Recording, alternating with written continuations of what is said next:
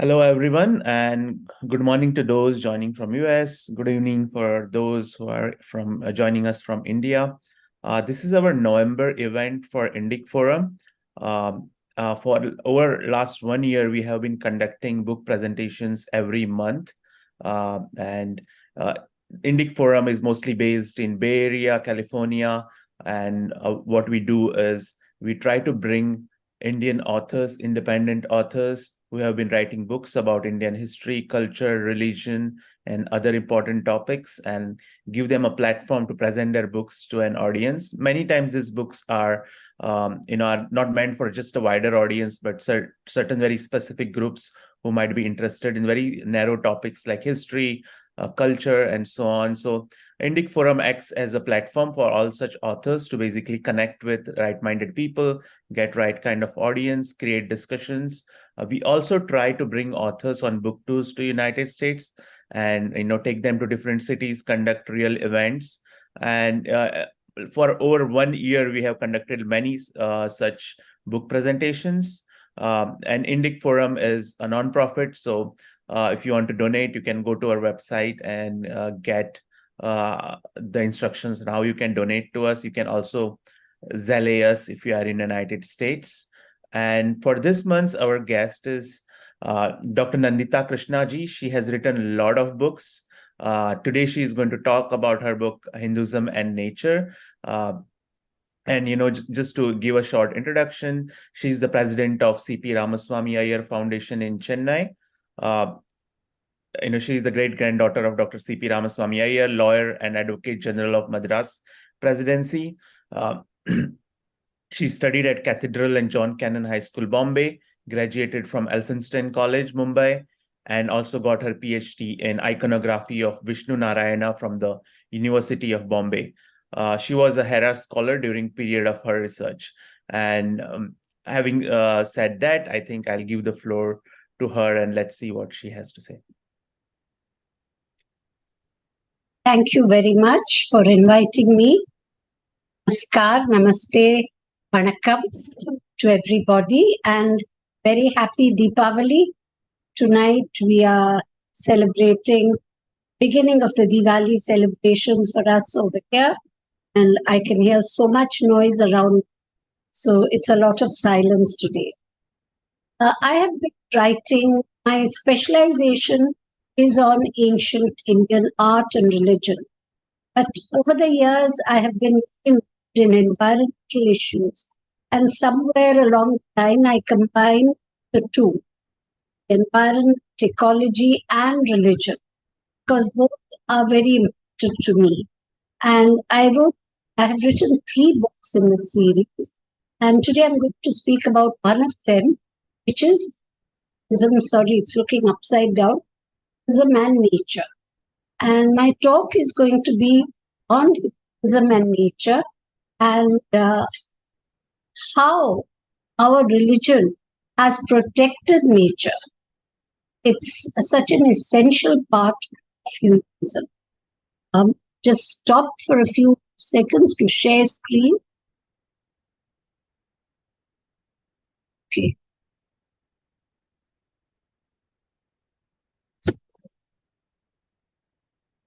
Okay, I'm screen sharing. This is going to cut off the screen. Pictures, okay.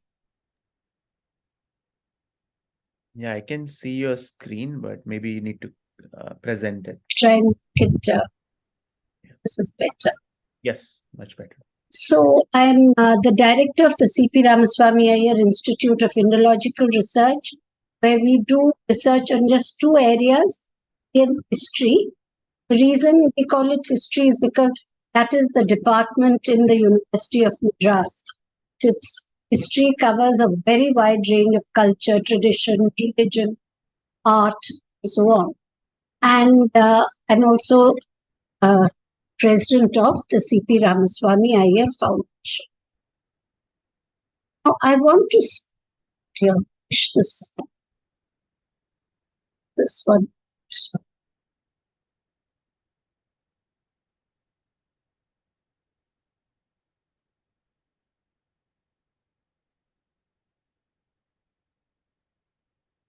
Sorry.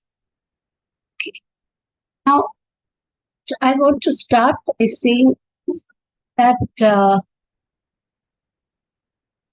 Hinduism is very closely connected to nature. Let us take the Indian housewife. I say root because those living in cities in a big flat not have that much time to do what they would have done in much longer.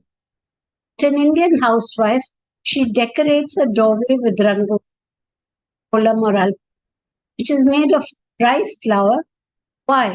To feed the ants and insects. So it's her contribution every day. There's a tulsi plant inside the house. She waters it every day. Why? To prevent coughs, cold, fevers. It's a way which she uses traditional knowledge to look after family. She prays that her bath water may be as sacred as the Ganga. Now, the Ganga has proven antimicrobial properties. She circumambulates the maple tree. This is a ritual binding civilization, Vedic civilization, Buddhist and Jain traditions. It's much more than that. People releases oxygen day and night. That is why the Buddha got enlightenment when he sat with a tree. So Dakshinamurti, Shiva as the teacher, he sits between the tree. The housewife feeds the crows. Why? She keeps the outer environment clean. She doesn't have somebody coming and cleaning it every day. And she sweeps the house in the daylight because the small insects lodged in nooks, corners would be dislodged if swept in the dark. And they are as important for our lives as anything else. So, protecting the environment is a continuing tradition. Every aspect of life is intimately connected to nature and scientific environmental management. These were pan-Indian traditions that were observed all over India. Unfortunately, all that was good and preserved in the name of culture and tradition has been discarded in the name of modernization and development. However, many of our ancient environmental traditions are still preserved in rural India, tribal India, and so on. And it's amazing how common traditions are from Kashmir to Kanyakumari, Dwarka to Bharat. We have the same traditions all over, just a different language. Now, dharma is very important. Dharma is the law of righteousness. Basis of Hindu, Buddhist, and Jain culture is dharma or righteousness, incorporating duty, cosmic law, and justice. It is sanatana or eternal, for it is without beginning or end, and it supports the whole. Every person must act for the general welfare of the earth, humanity, all creation, and all aspects. Mahabharata says dharma is meant for the well-being of all living creatures. Hence, that by which the welfare for living creatures is sustained, that for sure is dharma.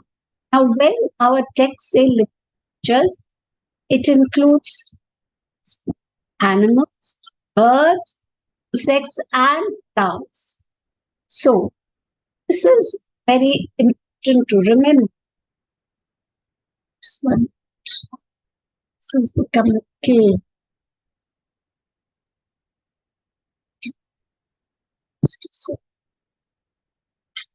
Some. Now, the Durga Saptashati, something's come on. Okay. Just go into this. This may be a little easier to handle because something else is coming. Okay, the Hindu religion actually begins in the Indus civilization. We all think the Vedas are the only beginning, but in the Indus, we have enough evidence of what the Vedas talk about. Here's an example. Male figure inside a stylized pipal tree and a man is worshipping. Now there are 7 men with are these seven? Are they the Saptarishi? Because the Saptarishi come constantly in literature. Now, this is the oldest scene of worship in Indian archaeology, Indian religion, Indian culture. And what was the object of worship? Tree. So that is how important nature has been in our country, in the Hindu religion. And this is a continuing tradition. This is a modern photograph in a village in Uttar Pradesh. And here the women go round the tree, they tie the string round Amavasya, Sompar, they sew around the tree. So this is a continuing tradition. And this is a tradition also referred to in Vedic literature. Now I'll mention one more tree, just to show the continuity. Vedas, it says that the pipal is the male and the kejarli or shami is the female. And these twigs were rubbed against each other to produce the sacred fire. Interestingly, this is the shami tree, kejarli tree, and we have a sitting on it and a tiger. We may wonder what is the tree, the tiger doing together. But in the Tamil text called Tolkappiyam, it mentions that Kottravai or Durga was the goddess of the desert. The tiger was a vehicle and the prickly tran or kejarli was a plant. Now, if this is a desert, this means in the same region, the desert has come in. Later on, kejarli became the sacred tree of the Bishnois of Rajasthan. This was probably the time the Saraswati went underground and Rajasthan became a desert.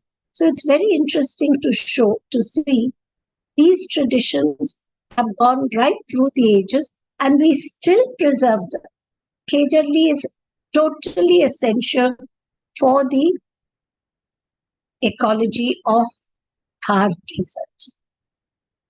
The Vedas, all of nature was divine, part of an indivisible force uniting the humans, animals, and plants. They are dedicated to a variety of pantheistic deities called devas, but deva itself means the shining and represents the stars in the firmament and the forces beyond human control. People recognize that they could not control the forces of nature, and so they resorted to prayer to win the cooperation of the forces of nature, to ensure the regularity of the monsoon, because India is a monsoon-driven country, the control of earthquakes. After all, don't forget we are talking about in a time when the Indian plate is pushing into the Eurasian, forest fires, and all the major elements of nature. So, what are these aspects of rain we see in the great part of the is rain itself? Agni is fire. Vishnu is the sun, as was Surya. Pushan is agriculture. Ushas, Rusha, is dawn. Vyauspitra is the father, shining. Prithvi, Mother Earth, and the rivers were sacred. So the sanctity of nature was established in themselves. As you know, whatever the rivers are, they are permanent. They are the source of all our beliefs and knowledge. The sages of the Rig Veda showed a clear appreciation of the natural and its ecology, importance of the environment and the management of nature and natural resources. Natural resources, very essential for survival. They still are. And so the Vedas are constantly talking about. The Rig Veda dedicates a whole hymn to the rivers, Nadi Stuti Sutta.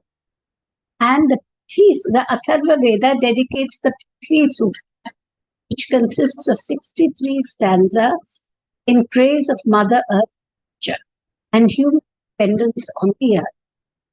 And to quote a beautiful sentence verse from Nanditha Krishna, says, "In the beginning there was the self alone.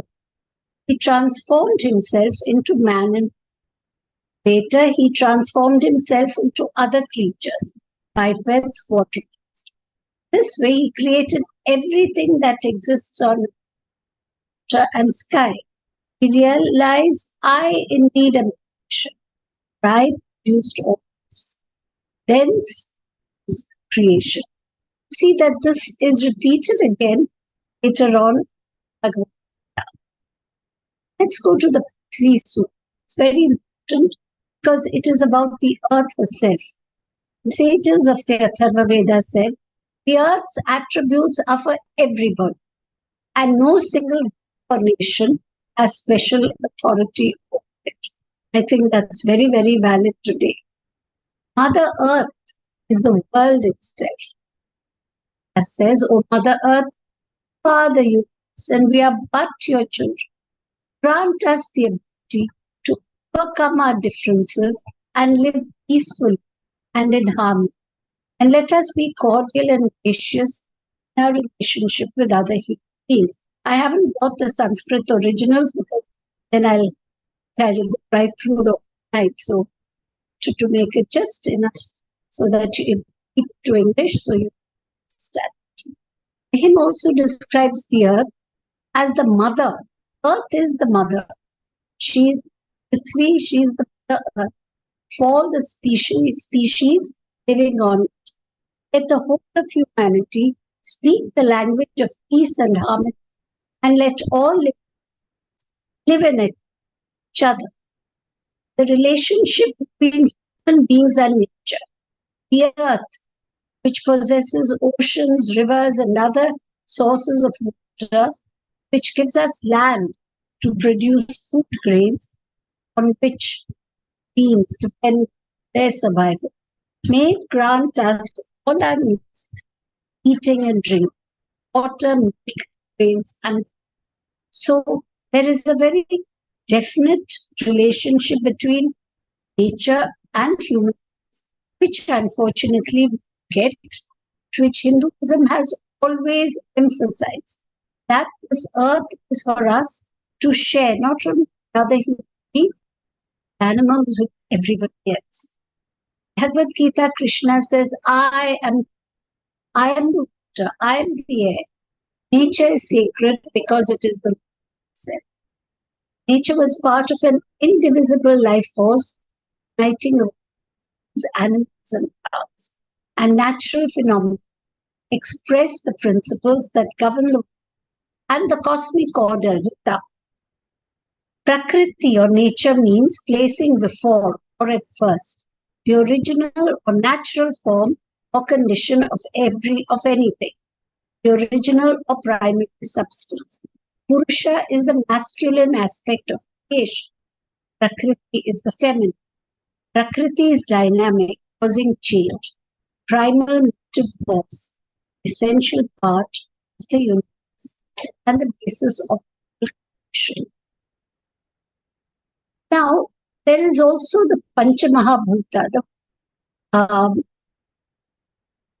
Upanishads are very clear that primordial cosmic matter of nature is made up of 5 elements: Prithvi, earth; Vayu, air; Agni, fire; Apa, water; and Akasha, space. And these are known as the Panchamahabhuta. As you can see, all interconnected. Neither can stand on its own. Their proper balance and harmony are essential for the well-being of humankind, and maintenance of this harmony is a dharma. It is a righteous duty. In terms of the human body, it's likened to the 5 senses. That is sound, touch, color, heat, taste, and smell. So these are the Panchamahabhuta, which the earth itself is based. Now, when we talk, we see biological diversity in the family of Shiva, for example. Shiva, Parvati, and their two sons. Their habitat is Mount Kailasa, with its snowy peaks representing the heavens. From his head, fortunately, this is a very small picture over here. The stream of Ganga's water indicates the purity and importance of water, because these Vedas were written in north of India, where you have snow-fed rivers. Nandi bull represents the animals who help mankind, human. Then lion represents wildlife. Peacock represents the avian species. Mouse and the serpent represent small living animals. In Shiva's household, natural enemies live in harmony with each other. And this represents the coexistence of all life and is influenced by the concept of ecological harmony and respect for biological diversity. So, the Bhagavata Mahapurana says that all elements are but organs of the Lord's body. And the elements include space, air, fire, water, earth, planets, even animals and plants. And Hinduism has a definite code of environmental ethics. According to Hinduism, humans may not consider themselves above nature, nor can they claim to rule over other forms of life. Hence, traditionally, the Hindu attitude has been respectful towards nature. And there is a very strong and intimate relationship between the biophysical ecosystem and economic institutions.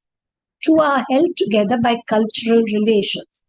Hence, traditionally, Buddhism has been very respectful towards nature.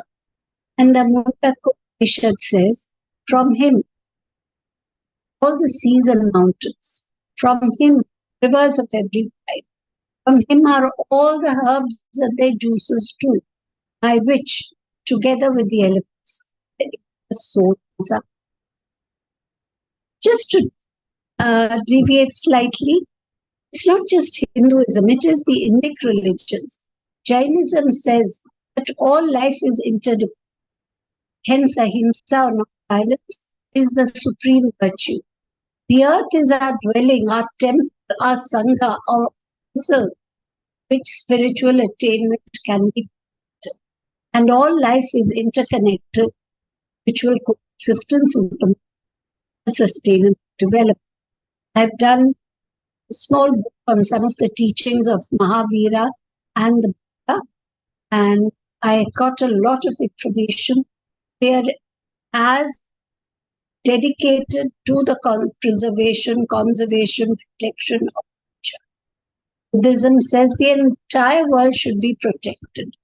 And though the world seems divided, it is undivided in its interconnection. Buddhism sees nature as part of a continuum of interbeing. And Buddha attained enlightenment seated under a peepal tree in Vela forest. He gave his first sermon in Deer Park at Sadhu. Hence, trees, forests, and are sacred. And then we go to Tamil tradition, the Aindathanai, and it describes the five-fold division of the geographical landscape, each with its own flowers, trees, animals, plants, deities. And it's very interesting because there are no deserts, for example, Tamil Nadu, but Aindathanai describes even deserts. G Mountains is presided by Kartikeya, play of forests by Krishna, Marudam or agricultural lands by Indra, Bethel or coastal areas by, and Pale, wasteland, was the region of goddess Durga. So all nature is same. And this continues today. That is what I want to emphasize. The sacred forests of ancient India continue today as sacred groves. Every village, you'll be surprised. We've been documenting it for the past 30 years, and every village has the sacred. The sacred gardens of ancient India are the Nandavana temples. Sacred trees are the sthala vrikshas. Rivers are sacred to bodies, tanks, animals, and mountains. So I'll try and go through this as quickly as possible. Forests, of course, is a close symbiotic relationship between nature. And we're talking about a time when the country was thickly forested. Today it is not, unfortunate. In the Indus Saraswati seas, you have elephant and water buffalo, tiger, rhinoceros, which are no longer found in Punjab. These are all animals of the Punjab and missing today. Vedas have a clear appreciation of the natural world and its ecology, and what are forests? Places of retreat, a source of inspiration. All Vedic literature is revealed here to the great sages. The word Aranya means forest. Aranyaka, earlier sections of the speculations, it means belonging to the forest and composed by sages living in the forest. One of the most beautiful hymns of the Rig Veda is dedicated to Aranyani, goddess of the forest. She never returns afterwards in later Sanskrit literature or in modern Hinduism. Yet her spirit pervades the goddesses of Prakriti, Devi, Annapurna, Woman in Tamil, Born Bibi and worshipped by Jews and Muslims and so on. There were three categories of forests in the Vedas. Tapopana, refuge from meditation, Nabhyaranya or sanctuary, Mahavana was the great forest in which all species lived. Shrivana was the forest which gave prosperity, which was maintained by temples and set aside for religious and sometimes even commercial use. Rama's entire journey from Ayodhya to Lanka was through forests. So Ramayana is a botanist's delight with detailed descriptions, forest types, and plants that were there. It's amazing how much Valmiki, how little has changed. Few years back, I asked two of the botanists in our office to go and document all the plants and animals for forests of the Ramayana. It is Chitrakoot, Dandakaranya, Kishkinda, and Sri Lanka. The same plants and animals which Valmiki has mentioned continue to be found. So Valmiki stays at Chitrakoot in these four forests, and it's amazing, as I said, how little has changed in these places. The Artha Shastra describes different forest types. Rigavana, forest of deer, Dravyavana, economic forests, Pakshivana, sanctuaries, Pashuvana, Vyalavana, reserve for tigers and wild animals, Asti, you'd say Hathi, or elephants. And Dravyavana was a source of forest produce, which was used for reasons. And in the Artha Shastra, the deforestation and illicit tree felling was punishable by fines. And there were forest managers to maintain ecological balance and many species of animals protected. And many towns and villages were and still are named after plants and animals. For example, Vrindavan, it's called today, it's named after the sea. And Mylapore, which is a part of Chennai, means the town of peacocks. I could just go on that itself. How do these sacred forests continue? We have the Tapopana of the Vedas lives on in the sacred place of India. They are the home of local flora and mini biosphere reserve. Rich plant life retains subsoil water. It's a unique form of biodiversity conservation. Unique to India, though it did exist in other parts of the world, longer does. Religion and traditions are used to conserve the ecology as a natural heritage. It's an area of conservation as well as a spiritual retreat and the single most important heritage of the ancient culture of. This tradition goes back to food gathering societies, venerated nature and natural resources. They were the tapovan, where the ashrams of rishis were located, and were reservoirs of biodiversity, conserving unique species of plants, insects, and animals. Few years ago, we discovered a very rare medicinal plant, one sacred Kerala, by which completely rejuvenates a human. So it is these sacred still have medicinal plants which are used by local people. So they conserve local biodiversity, they recharge the aquifers, and they conserve the soil. I'm not going to read everything out after this. Degree of sanctity according to the books varies. Some forests, nothing can be touched. The northeast, there used to be very beautiful sacred forests which were very well maintained. Unfortunately, many of them are disappearing because of the big numbers of conversion. And the conversion, there is no sanctity for sacred in nature.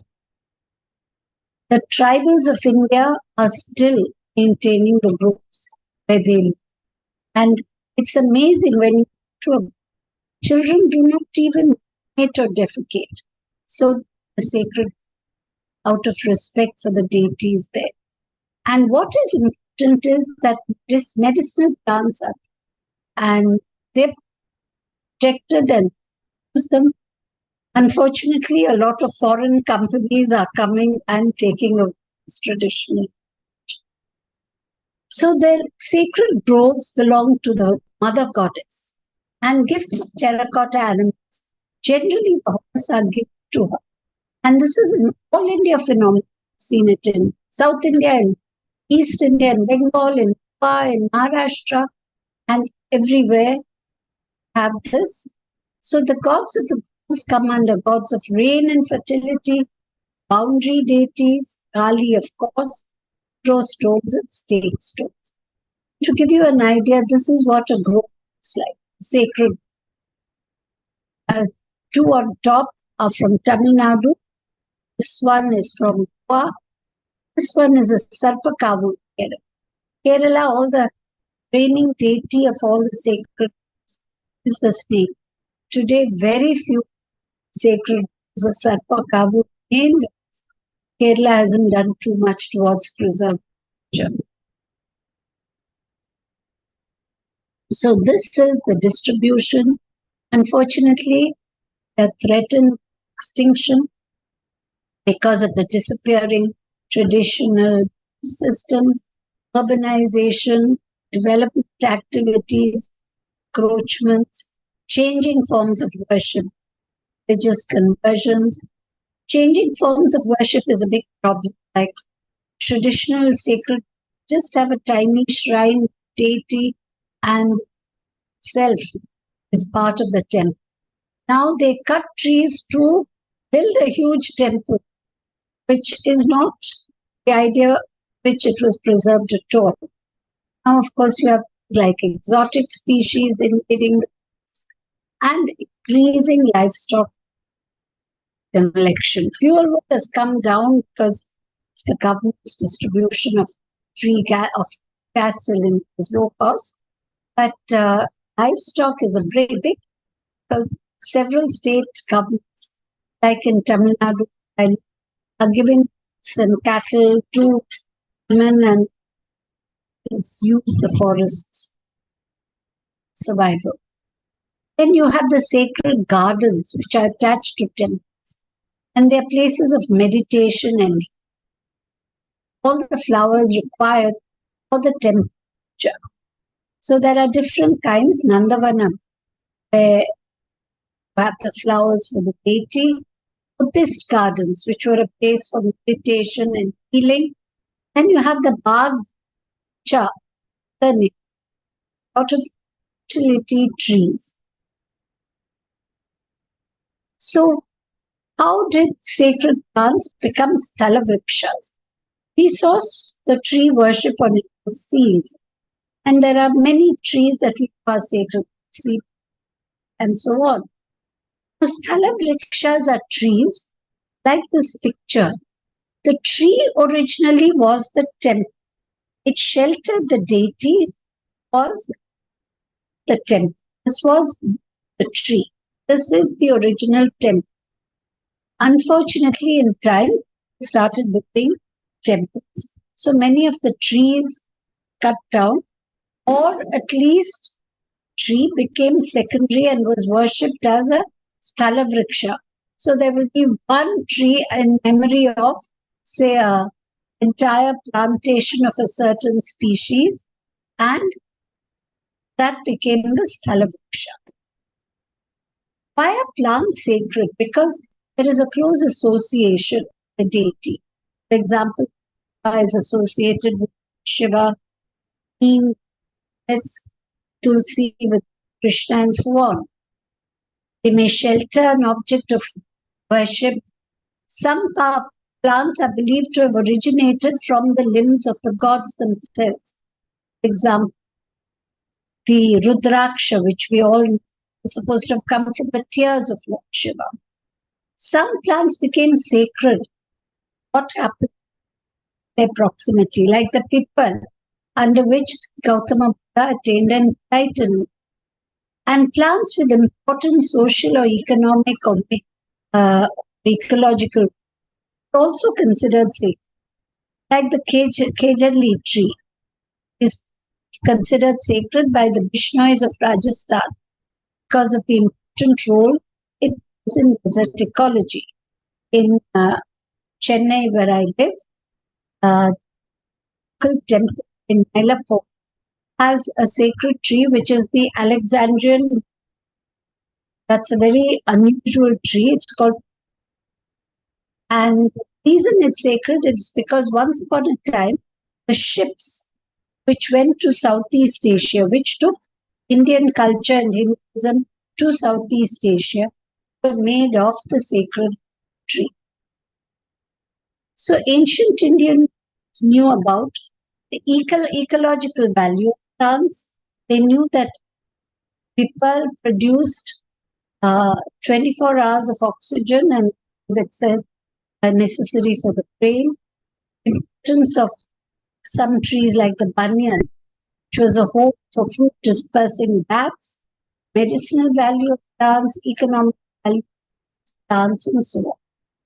Just like this, the forests, the rivers, water bodies have held to be sacred, and almost all the rivers, springs were attributed to local deities. Ganga is a goddess, Yamuna is a goddess, and most Indian rivers are divine manifestations. They've been given divine status and worship as deities. Polluting water is a great sin to Sanskrit texts. Fortunately, it's something doing time. And this Sapta Sindhu Rigveda is the Sindhu plus its tributaries and the Saraswati. But we still say every day, Gange cha Yamuna chaiva Godavari Saraswati Narmade Sindhu Kaveri Jale Asmin Santim. Each river has an origin myth to establish a sanctity. Before taking a bath, by chanting this mantra in the sacred rivers of India. This prayer energizes the water and clears blockage around the mind. Intellect is what we believe, and that is why every river is supposed to be free of pollution. Unfortunately, I cannot say that it is done right. Sacred lakes and water bodies that are natural, such as Manasarovar. There are many artificial. After all, don't forget, India is a rain-fed country. So, you have artificial lakes, such as Pushkar, of step wells like the Pav in Gujarat and Rajasthan, tanks in South. Desilting the tank was a dharma, and the entire village used to participate. The silt which was taken out from the tank was used to make deities, the clay figures like Ganesh, Chaturthi, Puja. Today, of course, it's not made out of that anymore. It's become a big business. But it was supposed to be made out of desilted clay from the lake. Temple tanks were rainwater harvesting structures and were very often the only source of water during droughts. And they supported a variety of life forms maintained by temples. The Abhisheka Jalam, that is the herbal Abhisheka water going into the tanks. So this tradition goes back to the Indus civilization. Great part of the Indus, in my opinion, was a sacred temple. Have the famous Vav, Rani Ki Vav, Gujarat. Then I come to animals. India's greatest contribution to world is the concept of ahimsa, thought, word, action. And killing animals has been since the Vedic period. The Yajurveda, it says, person should kill animals who are helpful to all. By serving them, one should obtain heaven. The term ahimsa is an important spiritual doctrine shared by Hinduism, Buddhism, and Jainism, which implies the total avoidance of harm to any living creature. Ahimsa is a multi-dimensional concept inspired by the belief that the Supreme Being lives in all beings, human or animal. This is as much a part of Hinduism and its beliefs, its teaching. To hurt another being is to open oneself to possible karmic repercussions.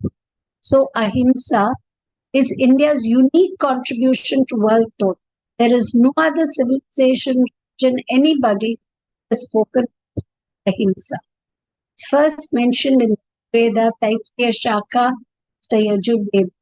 And the earliest reference to the idea of non-violence to animals, Pashu Ahimsa, in a moral sense, is in the Kapisthala Katha Samhita of the Yajurveda. The Chandogya Upanishad uses ahimsa as a code. It bars violence against all creatures, Sarva Bhutah. And the practitioner of ahimsa is said to escape the cycle of. Bhagavad Gita says, Tya Vinaya Brahman Vyastini Shuni Chaivashva Ake Cha Panditaha Samadshina. Those who are wise and treat equal, Brahman, cow, dog, and dog eater. And people are advised to treat all species alike. Humans have no authority over animals. This is very important because in many other religions, it is believed that will have dominion over animals. But in Hinduism, humans have duties and obligations towards all creation. The Hindu belief in the cycle of birth, death, and rebirth requires Hindus to give all species equal respect and reverence.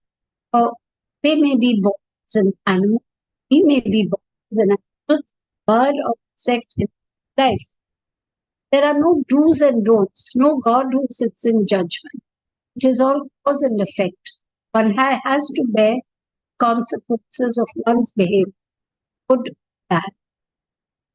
I just want to show this beautiful three-headed figure with a buffalo horns.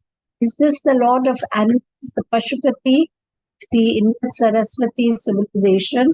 At that stage itself, this respect for animals is there right through our culture. And for those who talk about veganism today, the Rig Veda says, the Yatudhana who fills himself with the flesh of man, he who fills himself with the flesh of horses or of other animals, and he who steals the milk of the cow, or cut off their heads with your flame. And of course, I can go on quoting Atharva Veda says, earth was created for the enjoyment of bipeds and quadrupeds. Earth birds, animals, and all other creatures, not humans alone. The Chandogya Upanishad bars violence against all creatures. Practitioner of ahimsa is said to escape from the cycle of birth, death, and rebirth. So ahimsa as an ethical concept started evolving and became central to the Upanishads and was taken up by the Buddha and Mahavir teachings. So the Atharva Veda, the Mahabharata, Samhita, and the Tamil Veda, in fact, all Tamil literature talk very definitely about ahimsa. So how were animals given sanctity? Some were gods like Ganesha, Hanuman. The tiger is Vagdev or Hiraya of Maharashtra and Karnataka.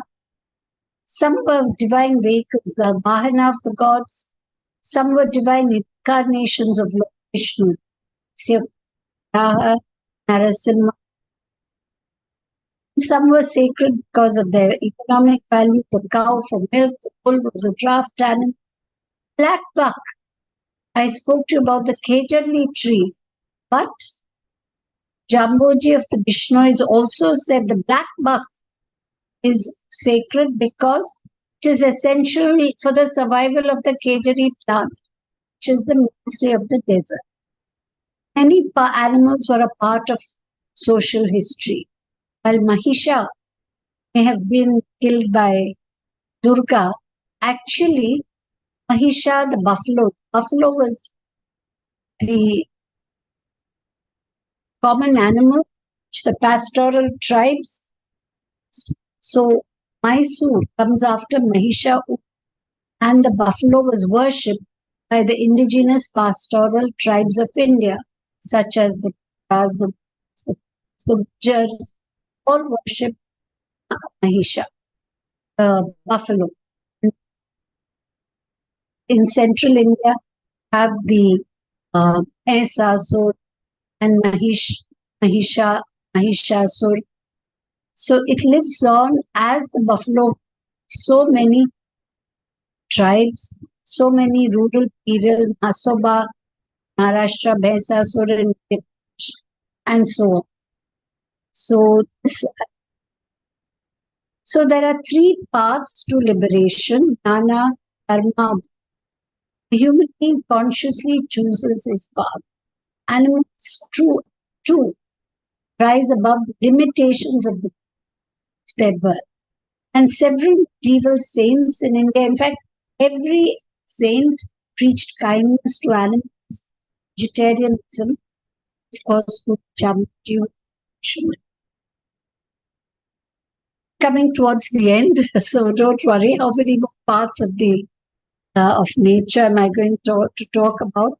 I cannot leave out mountains, because mountains are so sacred, starting with Kailasa and so many mountains, because they're the source of water, life, fertility, and healing.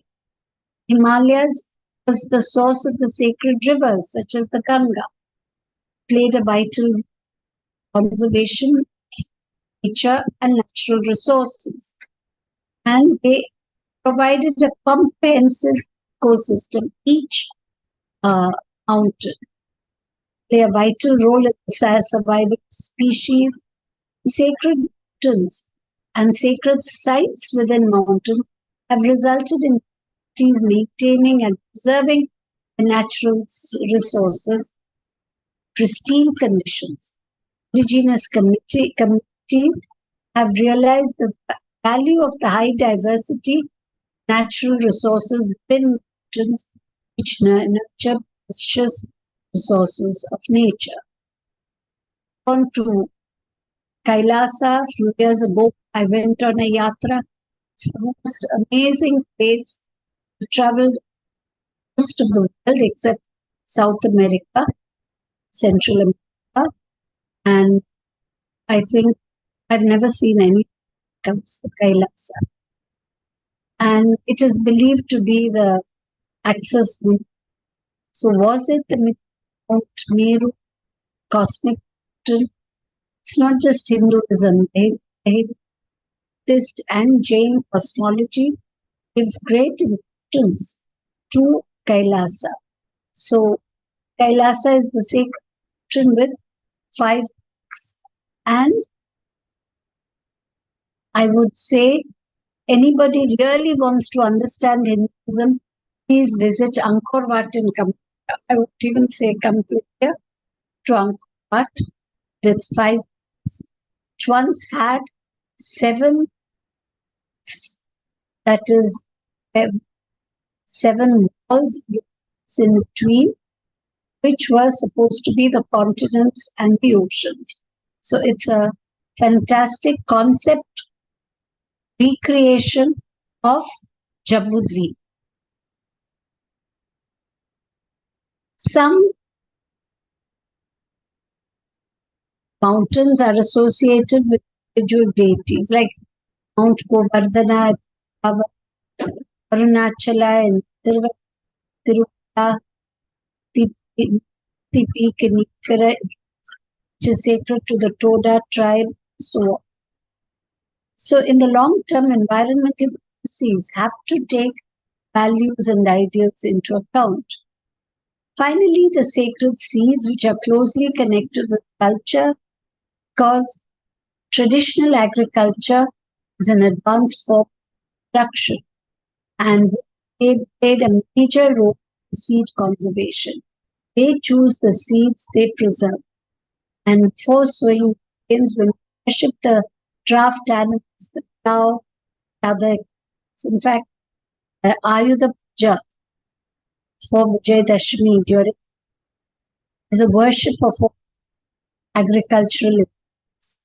Seed storage has been a basis for it, and that itself is a way of life, a symbol of fertility, eternal sustenance, key to safeguarding India's natural biodiversity. In every ceremony, if you notice, you have the Navadanya, because seeds are an essential part, and conserving them is conserving biodiversity, conserving nature, conserving knowledge of the seeds and their utilization. So every aspect of life in Hinduism, all our festivals are associated with nature.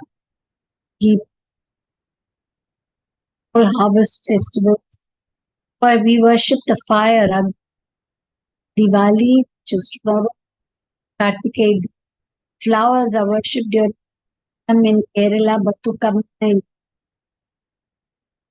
and pollution was decried by the Shastra, Mahabharata, and everyone.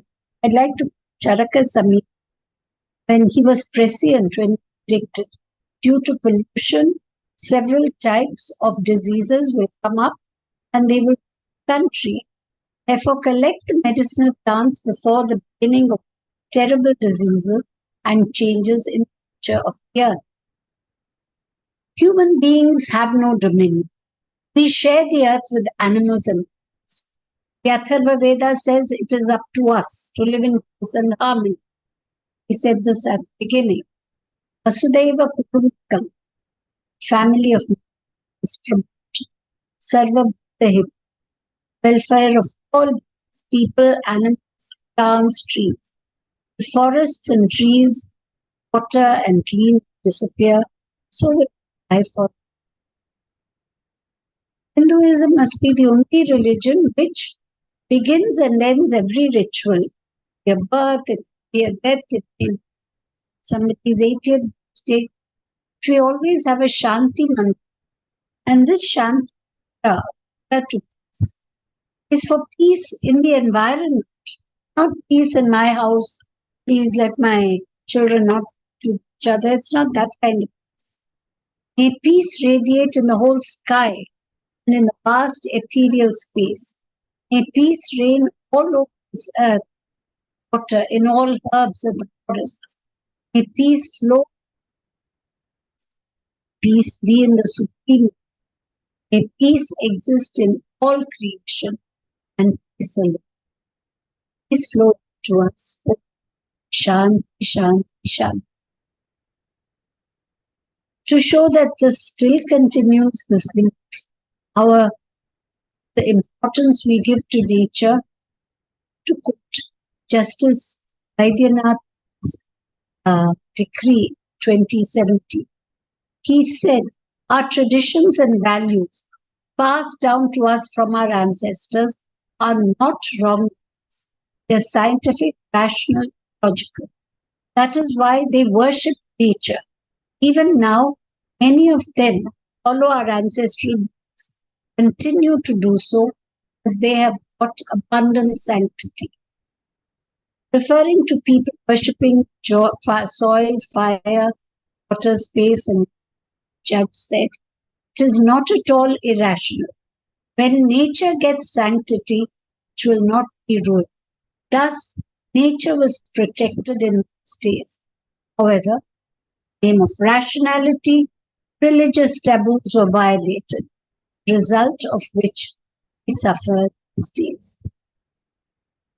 These are 3 books that I have written about Hinduism and nature. One is on the sacred animals of India, sacred plants of India, and Hinduism and nature.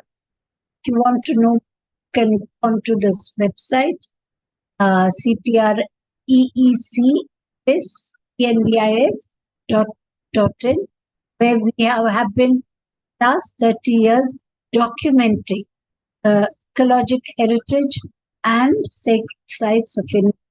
And we have, every year we take one state and we have a thorough study done on all the ecological traditions, how they protected nature, publish it. So thank you very much for your patience in listening to me. Thank you. Yeah, thanks a lot. I think we are right on time. Does anyone have any questions? You can either put them in chat or, you can just go ahead and ask it.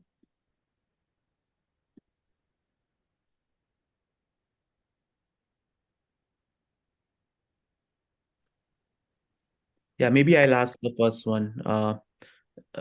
So what's the role of hunting in all this, right? I mean, there are lots of stories in our scriptures about, say, hunting, right? Kirat Arjun Yudh and many things. So how did ancient Indians saw either the sport or the occupation of hunting? See, there is clearly texts say that you must hunt on you. The story of Kirata Arjuniam is slightly different, where Arjuna is going in search of Kirata, get the word from Shiva. But generally, let us accept that the kings and so on stays did hunt like kings.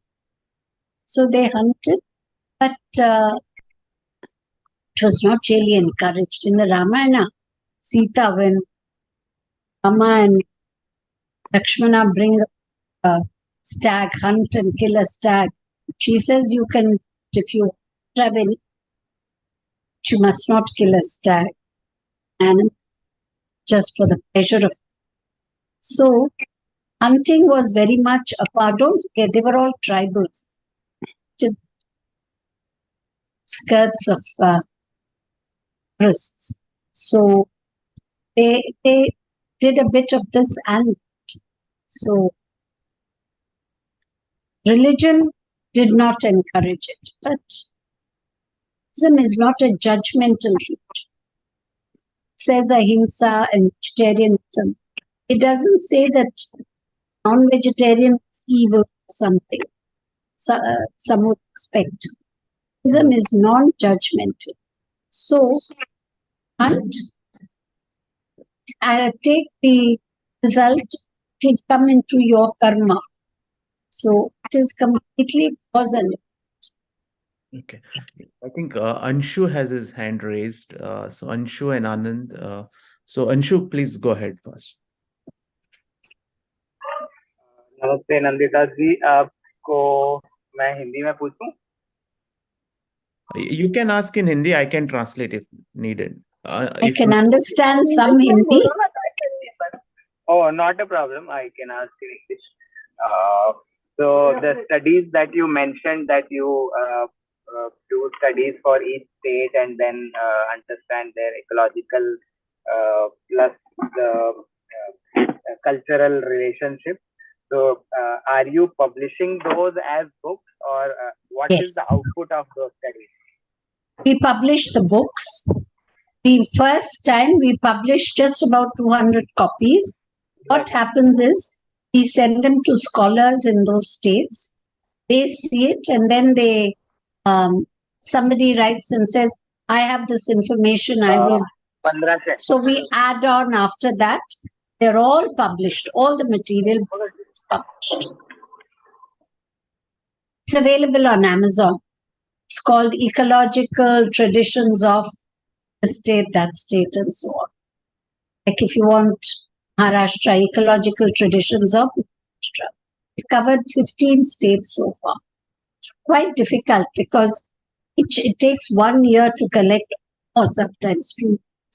And of course, in between time and after 20, from 2020 to 22, not 3 years, you could travel. So we've covered 15 states. So. Okay, so Anandji, you can go next. Hi, namaste, Nanditha ji. Thanks for a very nice talk. I have two questions. Maybe I will ask them in sequence. First, I will ask first, and then I will ask second one. First one is, as you mentioned, that in ancient, in Hinduism, what do we say, ecology and killing of animals, we kind of take care of it.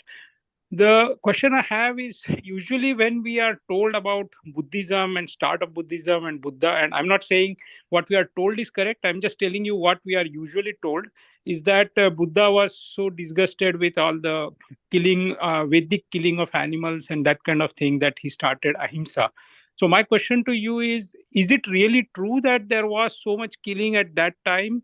Or is it kind of a distortion of history, so to say, which happens a lot of times? So that's my question. First question. Vedic sacrificial religion, the Vedic, lot of rituals in the Vedic period did include sacrifice of animals. Yet we are talking about 5,000 years ago. These people were tribals. So let us not expect our values yet. While some people were killing animals, simultaneously there were other people saying, as I showed, don't drink, kill animals, Pashu Ahimsa. It is the concept of Ahimsa comes as early as the Vedas. Yajurveda talks about Pashu Ahimsa specifically. And after that, the Upanishads are full of Ahimsa. And it is that influenced the Buddha Mahavira. Because Mahavira's entire religion is all about Ahimsa, based on total Ahimsa. But this was a tribal religion, sir. And we cannot sit in judgment about how they live, but we have changed. That is the greatness of Hinduism. You can see that sacrificing animals is not a good to pray. So we have stopped this tradition of sacrificing. Okay, so you're saying it kind of evolved. Is that right? It has evolved, yes. Okay. It has definitely. Sure. My second question is about ecology and Hinduism. I agree what you mentioned about how we respect nature. My question is, however, like if we go to these temples, and we actually went to, I'm based in USA, but we actually had gone to Char Dham and all the temples in Uttarakhand last year. There is no respect for nature. Yeah, so my question I is, also went this year. Yeah, when we even offer those things that you have for offering to Bhagwan, it is full of plastic and those things that you buy. So I always wonder that if Hinduism has, which I agree it has respect for nature, then should we not be stopping the practice of using all this plastic and these things or when we Absolutely. offer, because it creates so much of ecological problem, especially at places like Kedarnath and those. Yeah. Right at the beginning, the first slide said, Hinduism said all these things. But over the years, in the name of rationality, so on, we've forgotten everything. We're not practicing. The Artha Shastra, Mahabharata says pollution is the biggest crime. Pradushan should be, they say, to fine, prison the man, kill him, do horrible things. Yet we continue to do it. The tragedy is that unlike other religions, where, if the religion says you must not do it, don't. In our religion, we are all expected to follow it or not. It has to come from themselves. Unfortunately, Hindus don't teach their children their religion. So they should not do this. That is the Yeah, and I guess my point was even the temples don't seem to care about it because it should be discouraged from the temple level is what I thought, that these kind of offerings actually. Yeah. Now, fortunately, single-use plastic is banned. A lot of usage of plastic has come down, stopped. Not enough. And went to Chardham last year and this year. I don't see any use of plastics. I think we are well over time, but we'll take one last question from Sunilji. Sunilji, do you want to go ahead? Yeah, I'm audible, right? Yes. Yeah, my question to Madam was, how was this represented in iconography in various Indic religions? For example, in the Vraja region, there was a Madurai Brahmin who had created the Vraja Bhakti Vilas. So every temple was located close to a pond or something. So my question was, in various Indic religions, including Hinduism, Jainism, and Buddhism, how was reverence for nature incorporated in the iconography? And over the years, tantric practices have were as in amalgamated with the mainstream Hinduism. All the Agama, Shastras, and all of that have some elements of Tantra. So Tantra is also a very complex system of beliefs, which I'm sure you know about. So, and I want you to elaborate on Jainism also. Yeah, thanks. This is a very long question. Firstly, iconography is a religious figure. So unless the religious figure is associated with nature in some way, not be there. But like you have Vishnu on Garuda, you have Shiva, or Shiva with the dog, have Devi on the lion. So there is an association.